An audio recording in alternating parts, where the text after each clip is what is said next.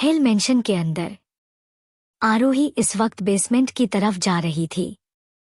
उसके पीछे पीछे हर्ष भी चल रहा था। जैसे जैसे वह दोनों बेसमेंट के पास पहुंच रहे थे वैसे वैसे उसे लोगों की चीखने और चिल्लाने की आवाज सुनाई दे रही थी। वह आवाज सुनकर जहां हर्ष को डर लग रहा था वहीं आरोही के चेहरे पर एक खतरनाक मुस्कान थी। थोड़ी देर बाद इन दोनों ने बेसमेंट के अंदर अपना कदम रखा। वह बेसमेंट नॉर्मल बेसमेंट नहीं था। वहां पर दुनिया में जितने भी टॉर्चर के सामान थे वह सारे वहां पर रखे हुए थे। जैसे पुलिस स्टेशन में कैदियों को रखने के लिए जेल होती है, ठीक वैसे ही जेल इधर बेसमेंट के अंदर भी थी। उन सभी जेल के अंदर 3-3 बॉडीगार्ड थे जिनको टॉर्चर किया जा रहा था। आरोही ने जैसा आर्डर दिया था उसके बॉडीगार्ड्स बिल्कुल वैसा ही काम कर रहे थे। आरोही के बॉडीगार्ड रुस्तम के बॉडीगार्ड की बॉडी के सारे ऑर्गन्स निकल रहे थे, वह भी बिना किसी एनेस्थीसिया दिए, जिस वजह से वह लोग अपने बॉडी पार्ट्स को खुद अपने ही आंखों से अलग होता हुआ देख सके। आरोही बेसमेंट के अंदर बने एक रूम की तरफ चली गई। उसके पीछे पीछे हर्ष भी चला गया। लेकिन जब हर्ष ने अपनी आंखों के सामने का नजारा देखा तो वह हैरान रह गया था और उसके माथे पर ठंडा पसीना आ गया था, क्योंकि इस वक्त रुस्तम उल्टा लटका हुआ था। इसकी हालत कुछ खास ठीक नहीं थी। उसकी बॉडी से वन निकल रहा था, लेकिन रुस्तम की हालत इतनी सही थी कि वह अपनी आंखों से सब कुछ देख सके और सब कुछ सुन सके। रुस्तम के ठीक नीचे गरम गरम तेल था। वह तेल हद से ज्यादा गर्म हो चुका था। तेल बहुत ज्यादा गर्म होने के बावजूद भी किसी ने भी गैस को बंद नहीं किया था। हर्ष खुद से बोला, तेल का मतलब यह था। इसका मतलब क्वीन रुस्तम को इस गरम गरम खोलते तेल में पटकने वाली है। आरोही जाकर अपनी चेयर पर बैठ गई और रुस्तम को देखकर बोली, बताओ रुस्तम कैसा लग रहा है? मजा आ रहा है ना ऐसे लटकते हुए? और तुम्हें बहुत दर्द भी हो रहा होता है ना? लेकिन कोई बात नहीं, बस कुछ ही मिनट में तुम इस खोलते तेल के अंदर होंगे और थोड़ी देर बाद तुम्हारी सांसें तुम्हारे शरीर का साथ छोड़ चुकी होगी। अभी वह बोल ही रही थी कि तभी उसकी फोन की घंटी बजी। आरोही ने अपनी फोन की तरफ देखा और उसके बाद मुस्कुराते हुए रुस्तम की तरफ देखा। आरोही रुस्तम की तरफ देखकर बोली, माय डियर रुस्तम, मुझे पता है तुम्हें आज बहुत अफसोस हो रहा होगा, लेकिन मैं तुम्हारी आखिरी इच्छा जरूर पूरी करूंगी। आरोही ने इतना बोलकर अपना फोन उठा लिया और उसे स्पीकर पर रख दिया। दूसरी तरफ से आवाज आई, हेलो क्वीन, मैं एंथोनी बोल रहा हूं। आपकी भेजी हुई सारी लड़कियां रसिया पहुंच चुकी है और हमने आपको लड़कियों की कीमत 500 करोड़ आपके अकाउंट में ट्रांसफर करवा दिए हैं। मुझे उम्मीद है कि आपके और हमारे बीच यूं ही अच्छे रिलेशन रहेंगे और ऐसी डील्स होती रहेगी। बेसमेंट में खड़े सभी लोगों ने जब एंथोनी की बात सुनी तो वह सब लोग आंखें फाड़े आरोही को देख रहे थे। वही रुस्तम भी सिर्फ आरोही को ही देख रहा था। आरोही एंथोनी से बोली, जी जरूर मिस्टर एंथोनी। इतना बोलकर उसने अपना कॉल कट कर दिया। आरोही रुस्तम की तरफ देखकर बोली, देखा रुस्तम, मैंने कहा था ना मैं तुम्हारी आखिरी इच्छा जरूर पूरी करूंगी। देखो मैंने कर डाली। आरोही की बात सुनकर रुस्तम चिल्लाता हुआ बोला, क्वीन तुम ऐसा नहीं कर सकती। तुम एक ही दिन में सारा खेल नहीं पलट सकती। तुमने मुझे धोखा दिया है। आरोही बोली, धोखा? कैसा धोखा? देखो रुस्तम, मैंने तो तुम्हें पहले भी कहा था कि अगर तुम्हें लड़कियों को बेचना है तो उनकी मर्जी से बेचना होगा। मैंने कहा था ना, कंगना जैसी लड़कियां। मैंने उन सभी लड़कियों से पूछा क्या वह रसिया जाना चाहती है, और जो भी सच था मैंने उन सबको सब कुछ सच सच बता दिया। और उन लड़कियों को भी कोई प्रॉब्लम नहीं थी। फिर क्या था, उनका भी फायदा और मेरा भी फायदा, इसलिए मैंने उन सभी लड़कियों को बेच दिया। गलत मैं नहीं हूं रुस्तम, गलत तुम हो। मैं इस अंडरवर्ल्ड की क्वीन हूँ। मैंने तुम में से किसी को भी गलत काम करने से नहीं रोका और ना ही कभी रोकूंगी। लेकिन इसका मतलब यह नहीं है कि तुम सब लोग किसी मासूम इंसान के साथ गलत करो। तुम जो कर रहे थे वह गलत था और आज इसकी सजा तुम्हें मिलेगी। मैं इस अंडरवर्ल्ड की क्वीन हूँ और खबरदार किसी ने भी मेरे बनाए हुए रूल्स के खिलाफ जाने की कोशिश भी की तो इसका अंजाम क्या हो सकता है वह सब लोग तुम्हारी बॉडी देखकर समझ जाएंगे। इतना बोलकर आरोही ने अपनी पॉकेट के जेब से अपनी गन निकाली और रुस्तम जिस रस्सी के सहारे लटका हुआ था उसे रस्सी पर गन चला दी, जिस वजह से रुस्तम सीधा खोलते तेल के अंदर जाकर गिरा। जैसे वो गिरा उसकी आवाज चारों तरफ गूंजने लगी। वह आवाज किसी के भी रोंगटे खड़े करने के लिए काफी थी। हर्ष ने तो अपने दोनों कानों पर अपने हाथ रख दिए थे। कुछ ऐसा ही हल बॉडीगार्ड का भी था, लेकिन आरोही वह बिना किसी भाव से रुस्तम को तड़प कर मारता हुआ देख रही थी। जो वह कर रही थी उसे देखकर उसे बहुत सुकून मिल रहा था। तकरीबन 20 मिनट तक रुस्तम यूं ही तेल में पड़ा हुआ चिल्लाता रहा। ठीक 20 मिनट बाद उसकी मौत हो गई। रुस्तम की पूरी बॉडी पूरी तरीके से जल चुकी थी। उसकी मौत बहुत ही भयानक तरीके से हुई थी। रुस्तम का वह जला हुआ शरीर कोई भी देख नहीं पा रहा था। आरोही रुस्तम के शरीर को देखते हुए बोली, इसकी डेथ बॉडी को अंडरवर्ल्ड में जो मीटिंग होने वाली है वहां पर जाकर फेंक के आओ। वह लोग भी बहुत गलत काम कर रहे हैं। आखिर उन्हें भी तो पता चलना चाहिए कि अगर वह लोग क्वीन के खिलाफ के तो मौत की सजा कैसी होती है। हर्ष जो अब तक डर रहा था वह आरोही से बोला, जी क्वीन आपका काम हो जाएगा। क्वीन वह बाहर डॉक्टर तरुण आए हैं। आपके हाथों पर गोली लगी थी उसकी ड्रेसिंग करने के लिए। हर्ष की बात सुनकर आरोही बिना किसी पर ध्यान दिए बेसमेंट से बाहर निकल गई। उसके पीछे पीछे हर्ष भी निकल गया। थोड़ी देर बाद आरोही एक रूम में बैठी हुई थी। ठीक उसके सामने डॉक्टर तरुण बैठे हुए थे।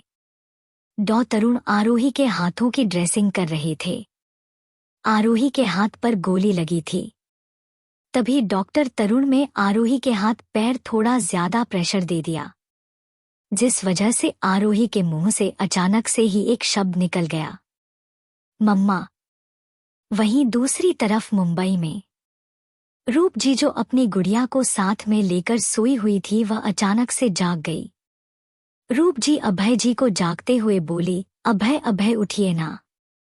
वह आरोही को चोट लगी है। मेरी बच्ची बहुत दर्द में है। उसने अभी अभी मुझे पुकारा।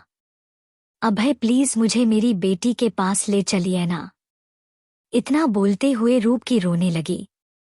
अभय जी रूप जी को शांत करवाते हुए बोले, रूप देखो शांत हो जाओ। आरोही कहीं पर भी नहीं गई है। वह देखो तुम्हारे बगल में सो रही है। तुम्हारी बेटी तुम्हारे पास ही है। इतना बोलकर अभय जी ने रूप जी के हाथों में वह गुड़िया थमा दी।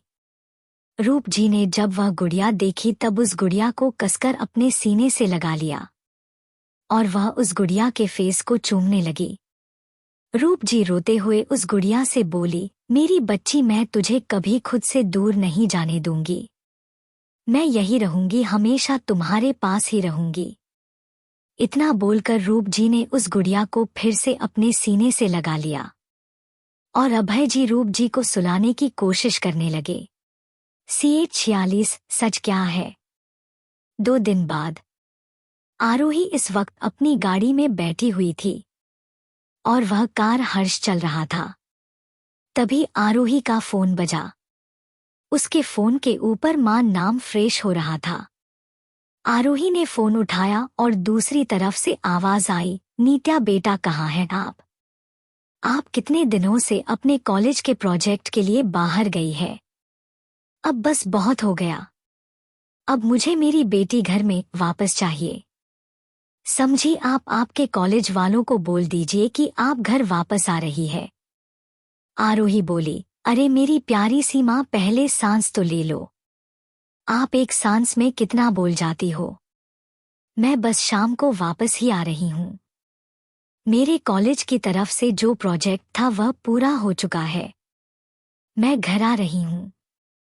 दूसरी तरफ से आवाज आई, सच में? फाइनली आज एक हफ्ते बाद में मेरी बेटी को अपनी आंखों के सामने देखूंगी। जल्दी से घर आ जाओ। मैं तुम्हारे लिए तुम्हारी पसंद का सारा खाना बनाकर रखूंगी। आरोही बोली, अरे माँ, आप अपने हाथों के खाने की बात मत करो। अभी मैं गाड़ी में हूँ। पता चला कि आपके खाने के ख्यालों में खोकर मेरी गाड़ी का एक्सीडेंट हो गया। दूसरी तरफ से आवाज आई, चुप कर बदमाश लड़की। और हाँ, सीधे घर ही आना, अपने दोस्तों के साथ यहाँ वहाँ भटकने मत लगा जाना, समझी? आरोही बोली, हाँ मेरी माँ, मैं समझ गई। अब मैं फोन रखूं, मैं इस वक्त गाड़ी में हूँ। आई लव यू मेरी प्यारी सी माँ। दूसरी तरफ से आवाज आई, हाँ हाँ, लव यू सव यू, मैं फोन रखती हूँ, बाय। आरोही ने अपना फोन रख दिया और वह सामने की तरफ देखने लगी। तभी उसने देखा कि हर्ष उसे ही देख रहा है। आरोही हर्ष से बोली, जो भी सवाल है बोल दो, ऐसे मन में रखने से अच्छा है कि एक बार पूछ लो। हर्ष बोला, क्वीन, आप इतने बड़े अंपायर की मालकिन है। आप अंडरवर्ल्ड की क्वीन है। सभी लोग आपसे नजरें मिलाने से भी डरते हैं। तो फिर आप नित्या बनकर क्यों मिडिल क्लास सी लाइफ जी रही है? आरोही ने गहरी सांस ली और वह बोली, अगर कोई अपनी औलाद की जान देकर तुम्हारी जान बचाए तो तुम क्या करोगे? हर्ष कंफ्यूजन से बोला, क्वीन आप क्या बोल रही है, मुझे कुछ भी समझ में नहीं आ रहा। आरोही बोली, आज से ठीक 1 साल पहले जब मैं दिल्ली आई थी, तब मुझे एक बीमारी थी। मेरे दिल में एक बहुत बड़ा छेद था और मेरा ब्लड ग्रुप भी नेगेटिव है, जिस वजह से मेरा बोन मैरो मिल पाना बहुत मुश्किल था। तब मैं, जिसे माँ कहती हूँ, उनकी बेटी नित्या ने मुझे अपना दिल दिया था। मेरी सर्जरी हुई और उसने मेरी जान बचाई। लेकिन उसका एक्सीडेंट हुआ था, जिस वजह से वह खुद इस दुनिया में नहीं रही। उसके परिवार में वह सबसे बड़ी बेटी थी। उसके पापा की डेथ बहुत ही पहले हो चुकी थी। उसके परिवार में उसकी माँ और उससे 2 और छोटी बहनें थीं। वह उन सबको रोता हुआ छोड़कर इस दुनिया से हमेशा हमेशा के लिए चली गई। लेकिन उसने अपना दिल मुझे देखकर मेरी जान बचाई थी, जिस वजह से उसका एहसान उतारने के लिए मैंने उसकी पहचान ले ली। मैं 1 साल पहले ही आरोही रायजादा को इस दुनिया से हमेशा हमेशा के लिए मिटा दिया था और अपने आप को नित्या शर्मा बना दिया था। तभी से मेरी एक और पहचान है, नित्या शर्मा। मैं एक मिडिल क्लास फैमिली की बेटी हूँ। मेरी 2 छोटी बहन हैं और मेरी माँ का नाम अमृता शर्मा है। हर्ष को आरोही की बोली हुई सारी बातें समझ में आ रही थी और उसने आगे उससे कोई सवाल नहीं किया और उसने आरोही को जहां जाना था वहां पर ड्रॉप किया। आरोही ने अपने कदम गाड़ी के बाहर रखे और उसने सामने की तरफ देखा। वहां पर एक बहुत बड़ा स्कूल था। इसके साथ उसके अंदर हॉस्टल भी थे। एमजीएम स्कूल, यह वही कॉलेज था जिसमें आरोही बचपन में पढ़ती थी और इसके अंदर जो हॉस्टल है वह वही हॉस्टल था जिसमें आरोही बचपन में रहती थी। आरोही स्कूल के अंदर की तरफ जाने लगी। तभी वहां के सिक्योरिटी गार्ड ने उसे रोका। सिक्योरिटी गार्ड आरोही से पूछने लगा, रुकिए मैडम, आप अंदर क्यों जा रही है? आरोही बोली, जी मेरा नाम नित्या शर्मा है। मैं इस स्कूल में अपनी बहन का एडमिशन करवाना चाहती हूँ, इसलिए मैं यहाँ के प्रिंसिपल से मिलने आई थी। तो क्या अब मैं अंदर जा सकती हूँ? एडमिशन की बात सुनकर सिक्योरिटी गार्ड ने बिना किसी और सवाल के आरोही को अंदर जाने दिया। आरोही तुरंत प्रिंसिपल के ऑफिस की तरफ चली गई। थोड़ी देर बाद इस वक्त आरोही प्रिंसिपल के सामने बैठी हुई थी। प्रिंसिपल धर्म त्रिपाठी, जिनकी उम्र अभी 59 साल है, वह इस वक्त अपनी चेयर पर बैठे हुए थे। आरोही बोली, जी सर, मेरा नाम नित्या शर्मा है। मुझे आपकी एक पुरानी स्टूडेंट के बारे में कुछ इन्फॉर्मेशन चाहिए थी। क्या आप मुझे उसकी इन्फॉर्मेशन दे सकते हैं? प्रिंसिपल धर्म बोले, देखिए मिस शर्मा, हम आपको ऐसे ही किसी स्टूडेंट की इन्फॉर्मेशन नहीं दे सकते, और हमारी स्कूल दिल्ली की नंबर 1 स्कूल में से एक है। यहाँ पर लाखों बच्चे पढ़ते हैं। आपको किसी एक स्टूडेंट की इन्फॉर्मेशन देखना लगभग नामुमकिन है। आरोही बोली, सर मैं सब कुछ जानती हूँ, लेकिन अभी सिचुएशन ऐसी है कि मुझे सिर्फ उस एक स्टूडेंट की इन्फॉर्मेशन की बहुत ज़रूरत है। Sir please please please please आप मुझे उसकी इन्फॉर्मेशन दे दीजिए ना, प्लीज़, मैं आपसे रिक्वेस्ट करती हूँ। प्रिंसिपल धर्म बोले, ठीक है, मैं आपको इन्फॉर्मेशन देने को तैयार हूँ, लेकिन आप स्टूडेंट का नाम तो बताइए। आरोही बोली, स्टूडेंट का नाम आरोही रायजादा है। आरोही का नाम सुनकर प्रिंसिपल धर्म के एक्सप्रेशन पूरी तरीके से बदल गए। पहले यह नाम सुनकर उन्हें बहुत खुशी हुई, लेकिन फिर अचानक से उनका चेहरा बिल्कुल सेड हो गया। आरोही बोली, क्या हुआ सर, आप आरोही का नाम सुनकर खुश नहीं हुए? कोई बात है क्या? प्रिंसिपल धर्म बोले, जी नहीं, ऐसी कोई बात नहीं है। मैं बहुत सालों बाद यह नाम सुन रहा हूँ ना, इसलिए मुझे खुशी भी होती है और दुख भी। आरोही बोली, दुख? किस बात का दुख सर? आप प्लीज मुझे सारी बातें डिटेल्स में बताएंगे। प्रिंसिपल धर्म बोले, आरोही एक बहुत ही प्यारी और मासूम सी बच्ची थी। जब वह छोटी थी तब वह हमारे स्कूल के नंबर 1 स्टूडेंट थी। जितनी वह खूबसूरत उतनी ही नटखट और भोली भाली भी थी। उसका बचपन तो मैं चाह कर भी नहीं भूल सकता। आरोही सिर्फ 6 साल की थी जब उसने हमारे स्कूल में एडमिशन लिया था। जब मैं उसे पहली बार देखा तो मैं उसे देखता ही रह गया। वह बहुत ही मासूम और क्यूट थी, लेकिन वह बहुत ही सेड रहती थी। लेकिन मुझे यह बात अजीब नहीं लगी, क्योंकि जब बच्चे स्कूल में आते हैं तो रोते हुए ही आते हैं, इसलिए मैंने इस बात पर ज्यादा ध्यान नहीं दिया। जैसा मैंने सोचा था वह बस कुछ ही महीनों में हमारे स्कूल के रंग में रंग चुकी थी। वह हमारी टॉपर थी और खूबसूरत भी थी, जिस वजह से उसके बहुत सारे फ्रेंड्स बन गए थे। लेकिन उसकी 2 बेस्ट फ्रेंड थी, जिनमें से एक का नाम आद्या था और दूसरी का नाम मानसी था। प्रिंसिपल धर्म ने जैसे ही आद्या और मानसी का नाम लिया, आरोही अपनी सोच में चली गई। उसे अपने वह सपने याद आने लगे जिसमें उसने बहुत बार यह दोनों नाम सुने हुए थे। आरोही को ऐसे खोया हुआ देखकर प्रिंसिपल धर्म बोले, क्या हुआ मिस? आप कहीं अचानक से खो गई? सब कुछ ठीक तो है ना? आप अगर आगे की इन्फॉर्मेशन नहीं सुनना चाहती तो मुझे कोई प्रॉब्लम नहीं है। आरोही बोली, नहीं नहीं सर, आप प्लीज आगे की कहानी कंटिन्यू कीजिए। चैप्टर 47। प्रिंसिपल धर्म हंसते हुए बोले, आरोही जितनी खूबसूरत थी उतनी ही शरारती भी थी।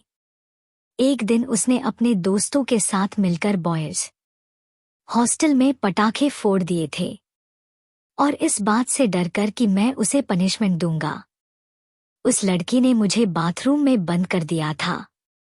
प्रिंसिपल धर्म एक दीवार की तरफ इशारा करते हुए बोले, यह जो सामने दीवार पर ट्रॉफी और मेडल है ना, यह सारे के सारे आरोही ही हमारे स्कूल में लाई है।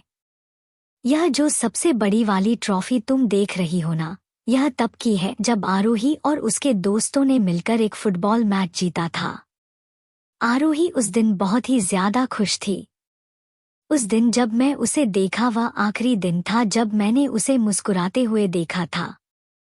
आरोही मैं जैसे ही प्रिंसिपल के मुंह की बात सुनी उसे अचानक से एक अजीब सी बेचैनी होने लगी। जब उन्होंने कहा कि आखिरी दिन था जब उसने आरोही को मुस्कुराते हुए देखा था, आरोही बोली, आप ऐसा क्यों कह रहे हैं कि आपने आखिरी बार आरोही को मुस्कुराते हुए देखा था? क्या हुआ था उसके साथ, मुझे बताइए। प्रिंसिपल धर्म बोले, आरोही के साथ क्या हुआ था यह तो मुझे भी नहीं पता। मैंने कहा ना, वह आखिरी दिन था जब मैं उसे देखा था। फिर उसके बाद मैं उसे 2 साल बाद मिला। तब होनहार, इंटेलिजेंट और खूबसूरत सी लड़की पूरी तरीके से बदल चुकी थी। वह समय आरोही के बॉयज का समय था। वह 10th स्टैंडर्ड में थी और वह किसी और हाई स्कूल में चली गई थी। मुझे लगा था कि इस बार भी इस बच्ची ने टॉप किया होगा, लेकिन जब मैंने उसे देखा तो मुझे भरोसा ही नहीं हुआ। यह वही लड़की थी जिसे मैंने 8 साल तक अपनी नजरों के सामने देखा था। आरोही बोली, क्या हुआ था सर? आपने ऐसा क्या देखा था? प्रिंसिपल धर्म बोले, वह बच्ची पूरी तरीके से बदल गई थी। उसके हरे रंग बाल थे। उसकी पूरी बॉडी में सिर्फ टैटू बने हुए थे। उसके चेहरे पर बहुत ही गंदा वाला मेकअप लगाया हुआ था। और जो लड़की एग्जाम में हमेशा टॉप करती थी, वो लड़की एग्जाम में फेल हो गई थी। जब मैंने उसकी ऐसी हालत देखी तो मुझसे रहा नहीं गया और मैं उसके पास चला गया यह पूछने के लिए कि आखिर उसने अपनी ऐसी हालत क्यों बनाई। लेकिन आरोही ने तो मुझे पहचानने से भी इनकार कर दिया। वह बोल रही थी कि वह मुझे नहीं जानती और फिर मैं वहां से चला आया। आरोही बोली, प्रिंसिपल सर, आप यह कैसी बातें कर रही हैं? आपको उस वक्त सारी चीज पता लगानी चाहिए थी। जो बच्ची अपने प्राइमरी स्कूल में इतनी अच्छी, खूबसूरत और होशियार थी, उसे अचानक से हाई स्कूल में जाकर ऐसा क्या हो गया कि वह लड़की पूरी तरीके से बदल गई? आपको एक बार भी ऐसा नहीं लगा कि आपको उसके बारे में पता लगाना चाहिए? प्रिंसिपल धर्म बोले, देखिए मिस नीत्या, मैं बहुत कोशिश की थी, लेकिन मैं फेल हो गया। मुझे उसके बारे में कुछ पता नहीं चला। मैंने उसे 2 साल तक देखा नहीं था। उन 2 सालों में उसके साथ क्या हो गया अभी मुझे भी नहीं पता। आरोही बोली, ठीक है, अगर आपको नहीं पता तो किसी और को पता होगा। आप मुझे किसी ऐसे इंसान का नाम बताइए जो आरोही के साथ बचपन से था। प्रिंसिपल धर्म बोले, नहीं मिस नित्या, ऐसा कोई भी स्टूडेंट नहीं है जो आरोही के साथ बचपन से था। उस बच्ची में बदलाव उसके हाई स्कूल से ही आया था। आप एक काम कीजिए, आप उसके हाई स्कूल जाकर सारी इन्फॉर्मेशन निकलवाइए। हो सकता है कि आप जो ढूंढना चाह रही हो वह वहीं पर आपको मिल जाए। प्रिंसिपल धर्म की बात सुनकर आरोही ने भी अपना सर हमें हिला दिया और वह बोली, thank you so much sir, आपने मुझे इतनी इन्फॉर्मेशन दी। अब मैं चलती हूँ। इतना बोलकर आरोही वहां से चली गई। वह अपने मन में सोचते हुए बोली, मैंने अपने आदमियों से कहकर आरोही के बचपन की इन्फॉर्मेशन निकलवाने की बहुत कोशिश की, लेकिन मेरे आदमी भी उसकी इन्फॉर्मेशन नहीं निकाल पाए। पिछले 12 सालों में से 8 साल का रिकॉर्ड तो मिल गया मुझे, और वह दोनों नाम आध्या और मानसी, इन दोनों का आरोही से क्या रिश्ता था यह भी पता लगा लिया। यार, इस आरोही की गुत्थी में जितनी सुलझाने की कोशिश कर रही हूँ उतनी ही उलझती जा रही है।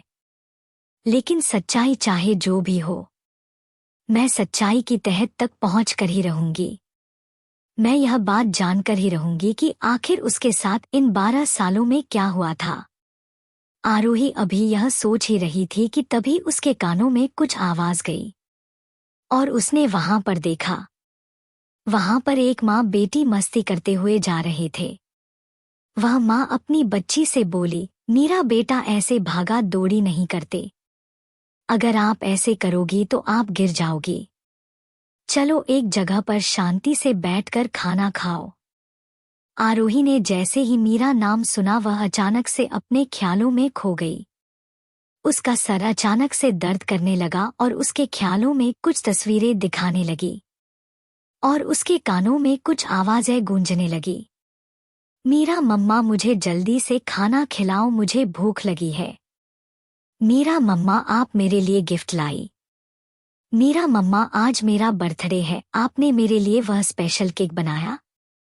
कुछ ऐसी ही आवाज है आरोही के कानों में गूंजने लगे। तभी वह छोटी बच्ची अचानक से गिर गई। यह नजारा देखकर आरोही की आंखों से आंसू निकलने लगे और वह चीख कर बोली, नीरा मम्मा संभाल कर। आरोही की इतनी जोर की चीख सुनकर सब लोग उसकी तरफ ही देख रहे थे। आरोही सभी से बोली, आई एम सॉरी। इतना कहकर वह तुरंत वहां से निकल गई और अपनी गाड़ी में जाकर बैठ गई। हेलो दोस्तों, आज का चैप्टर बस यहीं तक। मैं जानती हूँ आप सब लोग बहुत कंफ्यूज होंगे, लेकिन आप सबकी प्रॉब्लम धीरे धीरे सॉल्व हो जाएगी।